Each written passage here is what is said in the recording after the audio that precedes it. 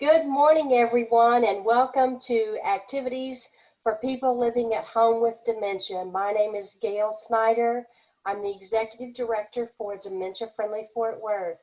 We are proud to offer this program with funding from the Area Agency on Aging and United Way of Tarrant County. These programs are recorded and are made available through a YouTube channel for future use. Today, our guest is Dave Parks with Home Care Assistance, and we are going to do another session of the Mind Fit program. So I'm going to hand it off to Dave. Great, thank you. So let me do my part. I'm going to let you share your screen. All right, can you see that? Yes. Yes. All right, very good. Well, it's good to be with everyone. This is a great time to be in Texas with this weather. I tell you, I just love it. So it's not too cold during the day, and it's nice, cool at night. So it's really a nice time to be a Texan. So we're going to do a few more activities around the different areas of our brain. So just to remind everyone, we have memory, executive functioning, attention, language, and visual spatial perception. And we've done activities around all these areas. Today, we're going to start out with something a little bit different. So we're going to solve some situations together. So we call it advice column. So what I'm going to do is I'm going to create a situation, and then we're going to figure out what's the best solution. So the best solution for you may not be the best solution for me, but the idea is that we all have to come up and use our executive functioning skills to come up with a solution, right? So we got to think and reason and make some decisions. Oops. All right. Yeah. All right, so let's try the first one. I'll read it, and then y'all come up with what you think the best solution is. Okay, so while I was standing in line to make purchases at the convenience store last weekend, someone rudely stepped in front of me and cut in line. He didn't even acknowledge me. I was so mad, but wasn't sure what to say or how to react. So how would y'all react to that?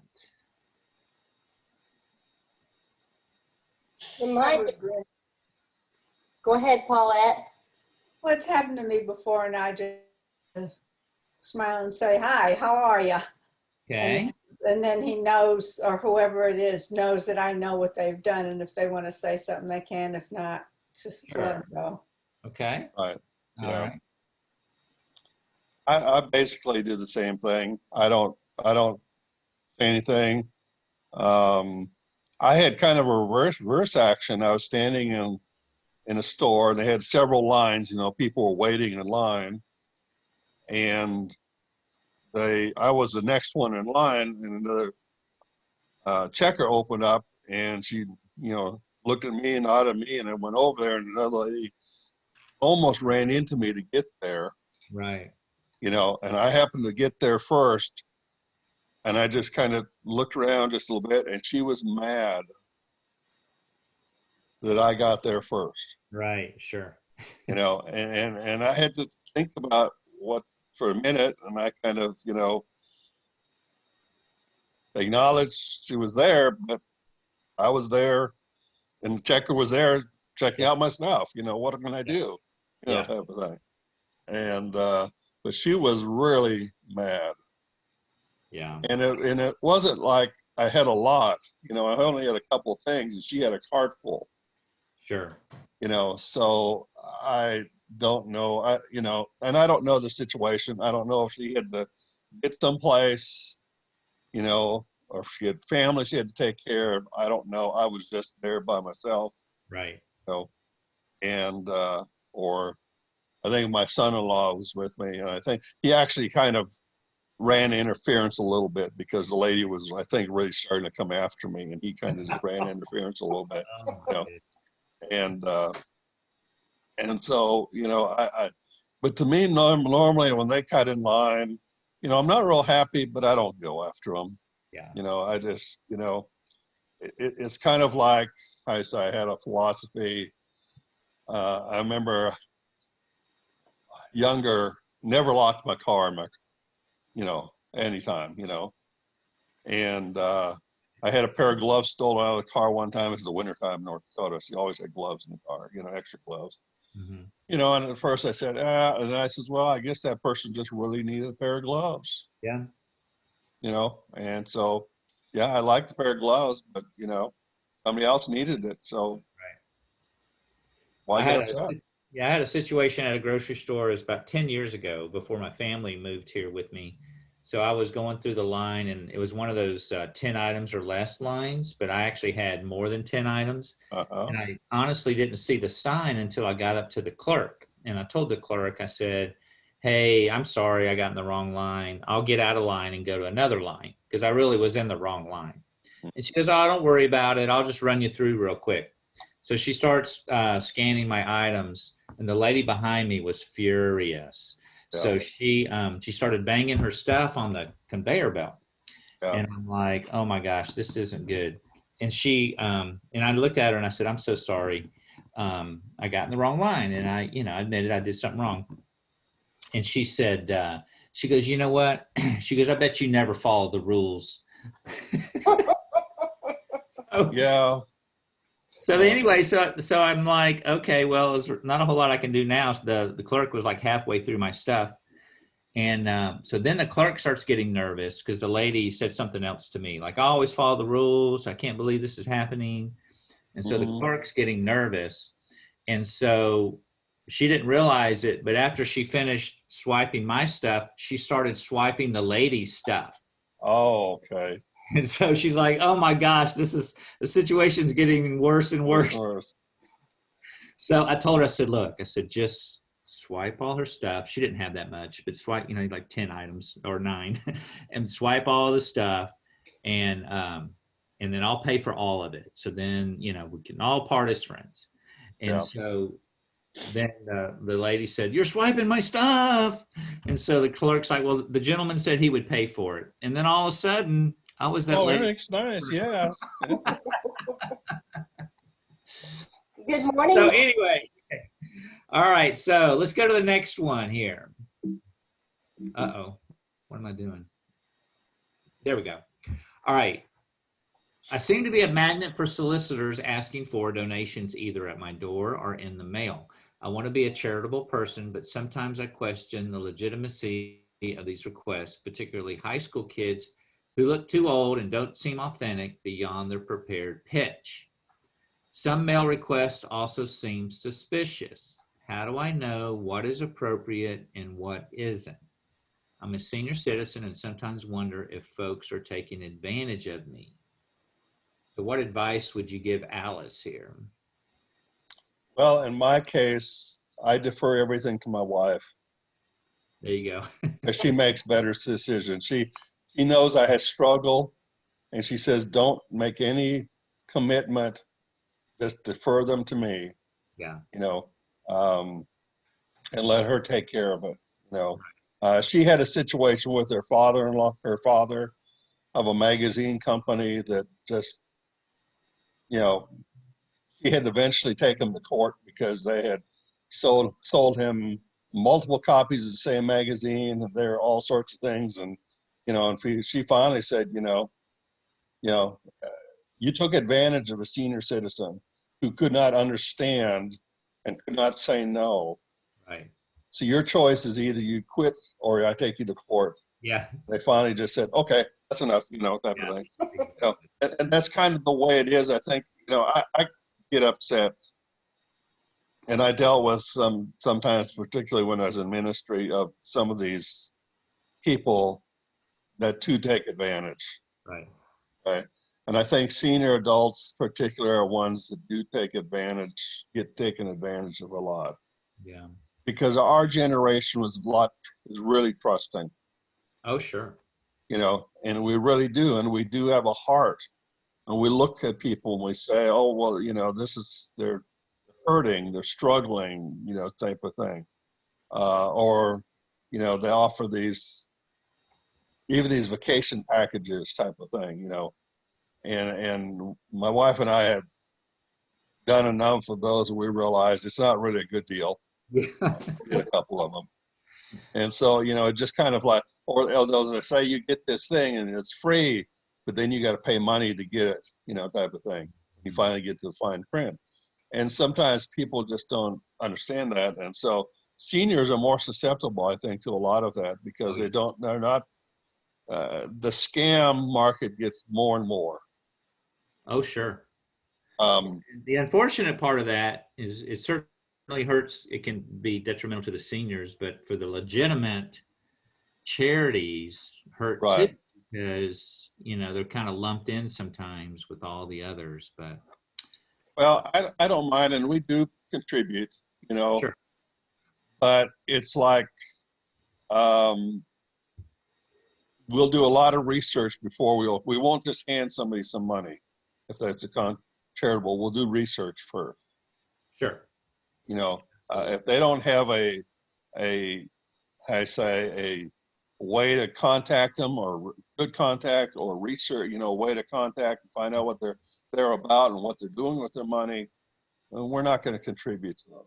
Yeah. Now I've made exceptions for people on the street I've met. I'll give them $5 or I'll buy them a hamburger or do something like that. I'll do that. But as far as for major stuff, we're always going to look. I'm sorry, I'm talking a lot. I just. That's okay. Sorry, Paul, I didn't let you answer. Part of the executive functioning skills. I just have a line that's been with me since I ever read it. It's in the Bible, what you do for the least of these, you do for me. Mm-hmm. So even if they're razzing you and cheating you and all that, you have the heart to help somebody and you've done that. Right.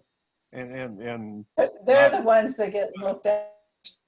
And I had to make some hard decisions. I had to make some hard decisions when I was in the pastorate because people that took advantage come after year, sometimes changing their names, things like that, to try and get more funds. And fortunately, I had a secretary who kept good notes on every person, and sometimes, the name would be different, but there'd be little things that they'd forget and they'd say. One lady she had a different name, but she spoke to me the same way she spoke to me the first time. Same phrases in the same tone. And that triggered something in the back of my mind. Uh-huh. And so I went to the secretary and I said, did we have somebody? Yeah, okay. And so we didn't help her at that point. Of course, she got all up mad, sad. But she basically was one going church to church to church to church, doing the same thing. And I know that there are people that struggle, and I'll help them as much as possible. But there has to be some time where they take some responsibility to try and work out their situation, other than taking advantage of other people. Mm-hmm. Okay. I had a guy one time in Birmingham, Alabama. We lived there for several years, and I saw him in downtown. Like downtown areas, you get approached a lot, and so I gave him, I think, $10 or $20, I can't remember.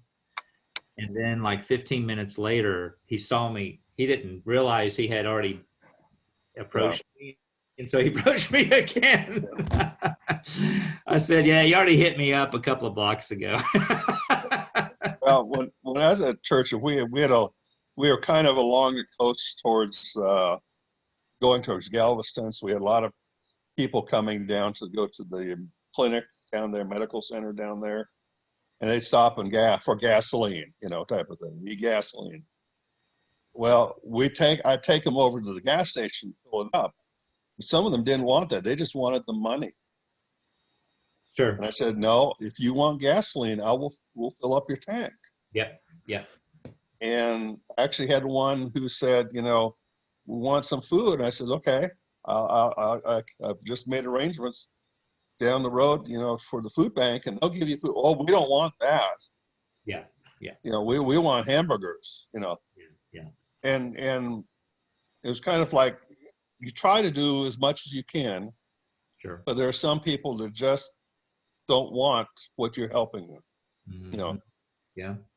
Yeah. and I could, even though I might have felt a little bit guilty at the time, I had to go and say, we tried. Yeah.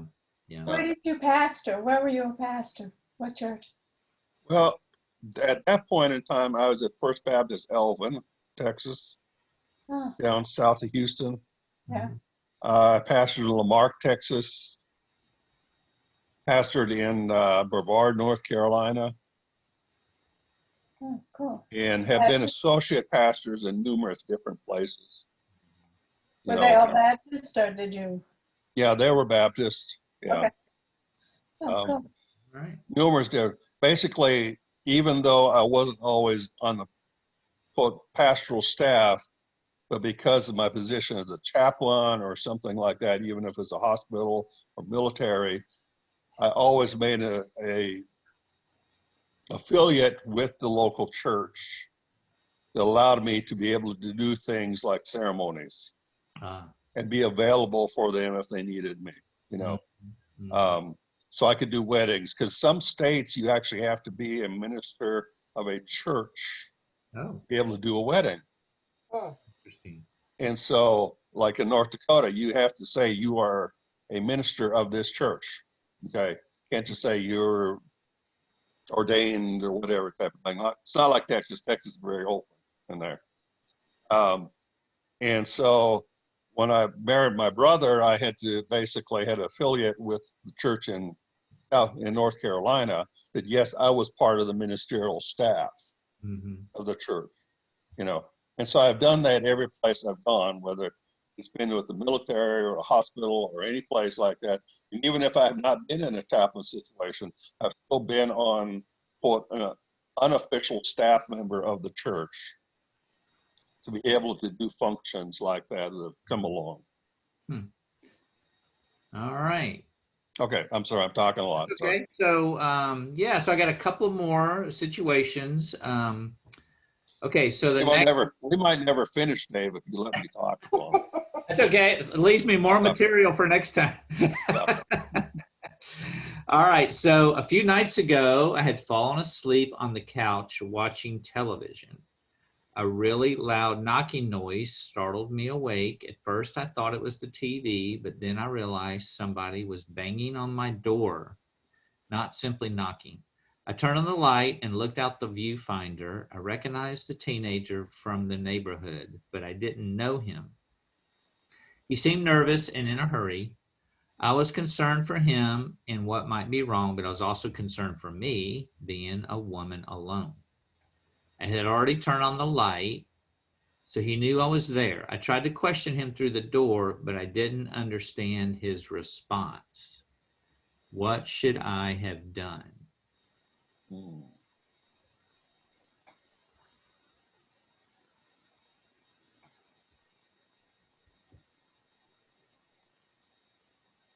Well, in our house, we have an intercom. I could have said, through the Ring doorbell or something like that, could you please, what's going on? You need something? You need help? What's the situation? Mm-hmm. Other than that, because normally, well, some front doors, we have the chains, that lock on. Right. And that would be one way to do it, is just kind of crack the door a little bit, hear a little bit better.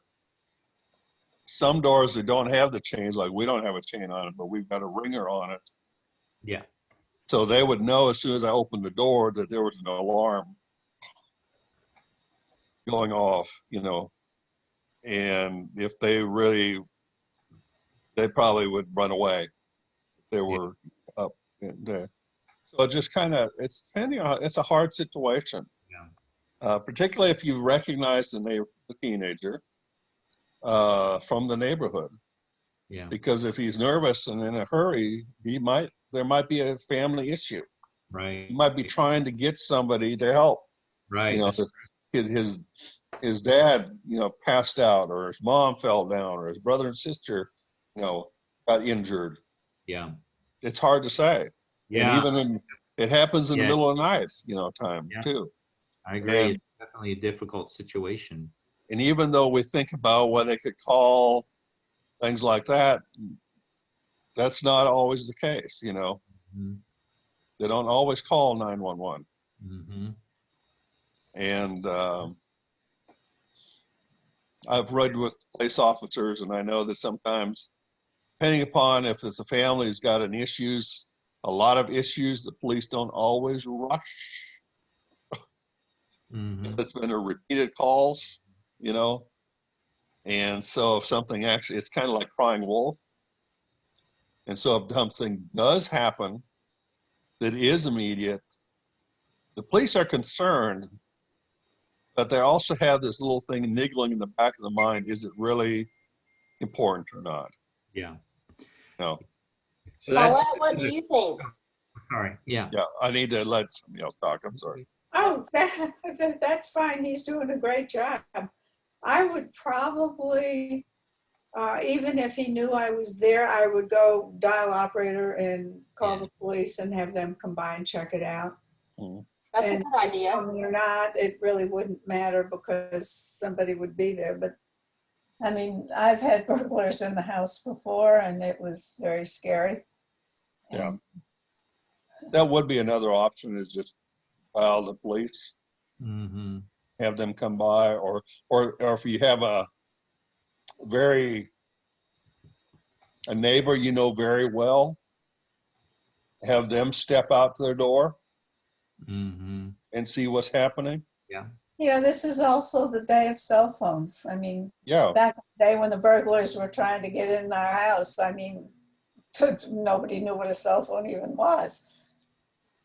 yeah, Yeah, this is a great example of why we need to keep our executive functioning skills as sharp as possible, because, everything y'all are saying is very reasonable, but if your executive functioning is not working well, you might do something that's not reasonable, right? So I've actually had someone say, oh, of course I would open the door and let them come on in.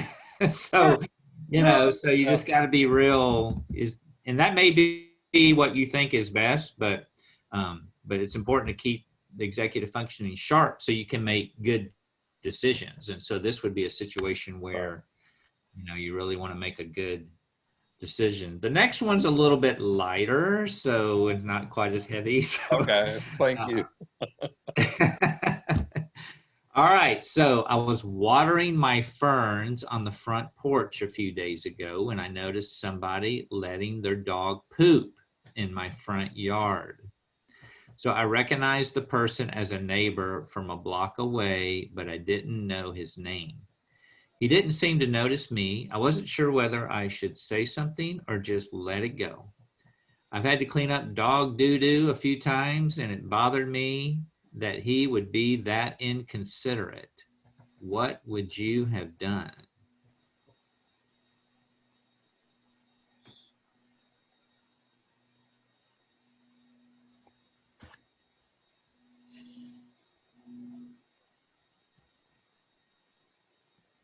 I would be tempted to pick up the doggy doo, put it in a bag and take it to his porch and drop it off. I say, thanks a lot, but I don't want it either. Yep. Or you forgot something. Yeah, I think I would be tempted to say, excuse me, would you mind picking up after your pet? Yeah. We don't have pets and we don't want that left in our yard, but that would be hard to do. Yeah. it would be. It depends upon, I guess, even the situation there of, I'm trying to think out the best way to do it. What is the neighbor like? Is it a big husky guy Right. you think could get mad at you, or is it a sweet old lady? and you don't want to hurt the sweet old lady either, type of thing. So it's just kind of like, sometimes, yeah, you don't like it, but, we have it in our yard, and I have no idea how it gets there, because it's sometimes in our backyard, and our backyard's fenced in. Yeah. I have no idea how it gets there. One of the things that we've done is go to the feed store and get some of that repellent stuff, just to try to deter them from coming into the yard. Oh, okay. So that's a proactive way to help curb the problem. Yeah, But yeah. one time when I was on staff at a church, we had soccer fields for the kids to have soccer team practices and games. And we had people who routinely would come there to walk their dog and let their dog do its business. And I was the person in charge of the facilities and all of that. So I actually had to go out and talk to the person and explain to them that these fields were for the use of children, and we would ask them not to use it as a place for their dog to do their business, because you don't want the kids playing in that, and you certainly don't want them getting it on their shoes and bringing it inside either. Right. So. I guess you could put a container of plastic bags outside. Yeah, yeah. Yeah. Frankly, I get a little irritated at my family when they bring over their dogs and then they do their business in the yard. That's how sensitive I am. But I'm thinking, well, that's kind of part of being the dad, right? So What you have to do is tell them, we have grocery bags underneath the sink. You might want to take one out when you go. Yeah, yeah. Well, just a subtle hint that you want them to pick up after their pet. Right. Yeah. Anyway, I'm scared they would quit coming around the house. Yeah, it's kind of like the thing with neighbors. You don't want to. You want your neighbors. You want to be good neighbors. Right. You don't want to chase them away, so they never want to be around you again. Right. The problem kind of there's a catch-22 in this situation. Yeah. The problem with that is they're not being a good neighbor. Well, I know, but you don't treat them the way they treat you. Right. So that's why you just deal with it. I hate to say, But if you might I hate to deal say with that. it, like if they see you go out as soon as the dog's gone and you're picking it up right away, they might get the hint. Yeah. That they should have done something. Paulette, what were you going to say? I'm sorry, Paulette. If you just put out a plastic bag and put it in their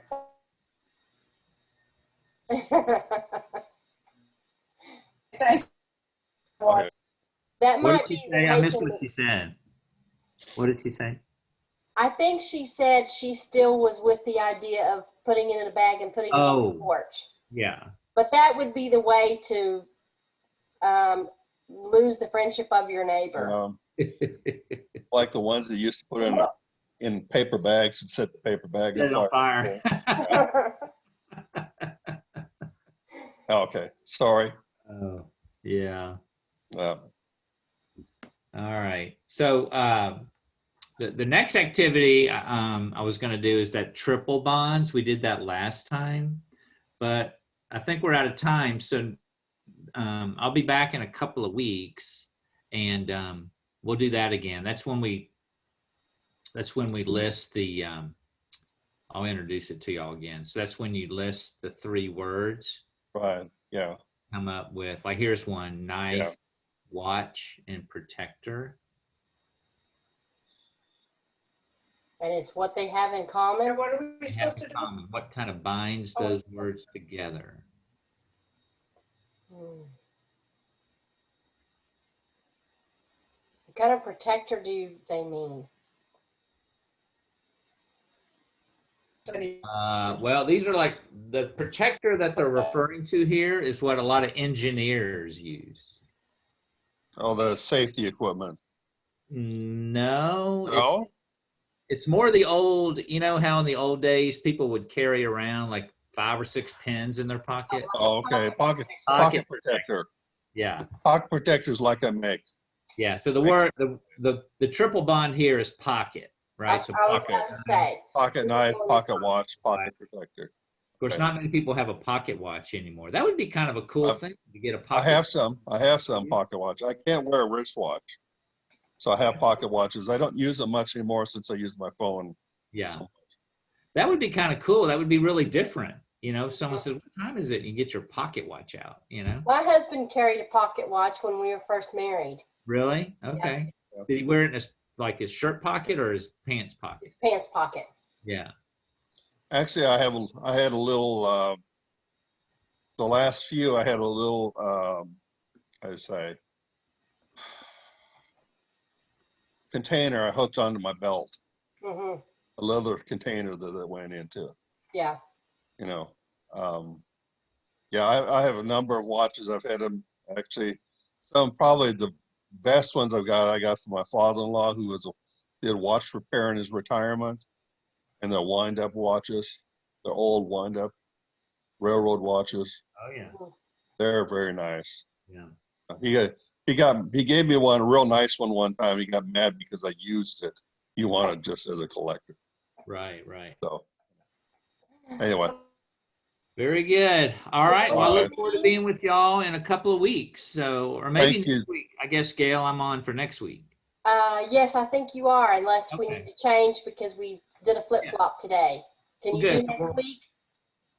We'll do triple bonds, and then I have some visual spatial on this one. Okay. So, All very right. good. Thanks so much. thank you, Thank you Dave, so very much. Appreciate it. Next Y'all have a week. good week. You too. All right. Bye-bye. Enjoy this. Bye. Bye. Have a good week. All right. You too. Bye. Bye-bye. Hello, Janine. Hello. How are you today? Don't know yet. Don't know yet?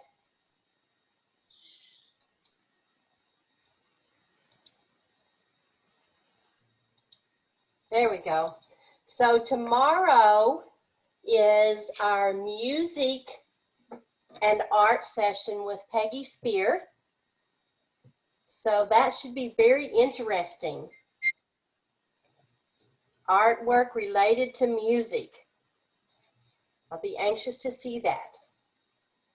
So y'all join us tomorrow. Oh, so Ann here. Yes. Okay, we'll don't know- I hopefully don't be know. there. I don't know if she'll be playing any music. It could be paintings of instruments or musicians, or could even be some 3D art. Who knows? So we'll look forward Well, it'll to be that tomorrow. fun to see. Something to look forward to. Yay! All right. Such a good job putting all this stuff together. You really do. Well, it's I like having a variety so that it's not the same thing every day. I hope it doesn't provide too much confusion that bingo has moved to Mondays. No, Not at all. Starting No. next Monday, I've talked with Michelle yesterday, and we have a nursing student who will be joining us to call the bingo on Mondays. good. So that will be fun. Yes, it will. All right. Well, y'all have a great rest of the day, and I'll see you all tomorrow. All right. Thank you. Bye-bye, everybody. Bye.